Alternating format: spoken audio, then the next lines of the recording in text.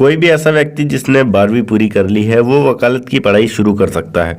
वकालत की पढ़ाई को हम एलएलबी कोर्स कहते हैं। इस कोर्स में उत्तीर्ण होने के बाद वकील बन सकते हैं और अनुभवी वकीलों के साथ ट्रेनिंग ले सकते हैं, जो कि बेहद ज़रूरी है।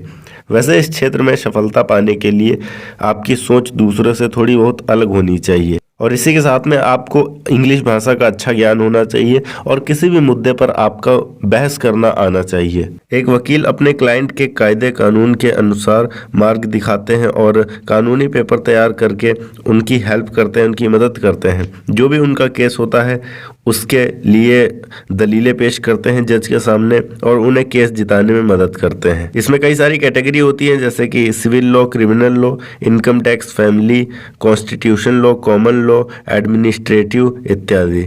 आप किसी भी एक फील्ड में स्पेशलाइजेशन कर सकते हैं। वकील बनने के लिए सबसे पहले आपको 12वीं तक की पढ़ाई किसी मान्यता प्राप्त स्कूल से पूरी करनी है।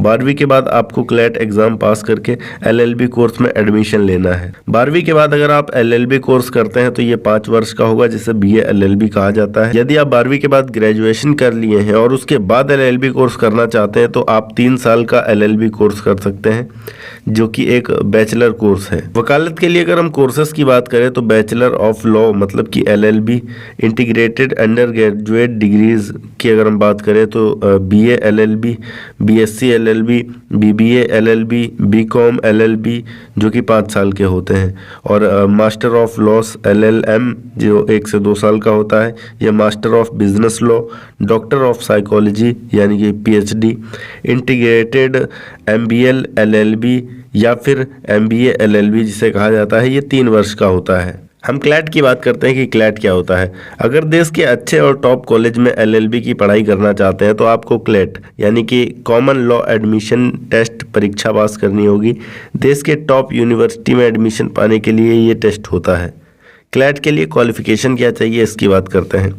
क्लैट परीक्षा का फॉर्म भरने के लिए आपको किसी भी स्ट्रीम के साथ 12वीं, कम से कम जनरल और ओबीसी कैटेगरी के विद्यार्थियों के लिए 45% अंकों के साथ पास करना अनिवार्य है। वहीं अगर एससी एसटी में आते हैं तो 40% होना आवश्यक है। क्लैट के सिलेबस में क्या होता है इसकी बात करते हैं। क्लैट एग्जाम 2 घंटे का होता है और 200 प्रश्न, प्रत्येक प्रश्न के लिए आपको 1 अंक मिलता है। वहीं गलत अगर आप उत्तर देते हैं तो 1/4 यानी कि नेगेटिव मार्किंग होती है यहाँ 1/4 की। 4 गलत उत्तर देने पर आपका 1 नंबर काट दिया जाएगा। एलएलबी करने के बाद आपको स्टेट बार काउंसिलिंग से लाइसेंस लेना होता है। बिना लाइसेंस के आप किसी भी क्लाइंट का मुकदमा नहीं लड़ सकते हैं। लाइसेंस लेने के बाद आपको कम से कम 5 साल का एक्सपीरियंस होना चाहिए लोअर कोर्ट में वकालत करने का। इसके बाद ही आप हाई कोर्ट में वकालत कर सकते हैं। वहीं अगर आप चाहते हैं कि सीधा हाई कोर्ट में वकालत करना है तो आप सीधा हाई कोर्ट के किसी वकील के साथ इंटर्नशिप कर सकते हैं। ये थी एक छोटी सी वीडियो कि किस प्रकार आप वकील बन सकते हैं। अगर वीडियो अच्छी लगी हो तो वीडियो को लाइक करके चैनल को सब्सक्राइब जरूर कर दीजिएगा। मैं मिलता हूँ आपको नेक्स्ट वीडियो में एक नए टॉपिक के साथ। तब तक के लिए जय हिंद, वंदे मातरम।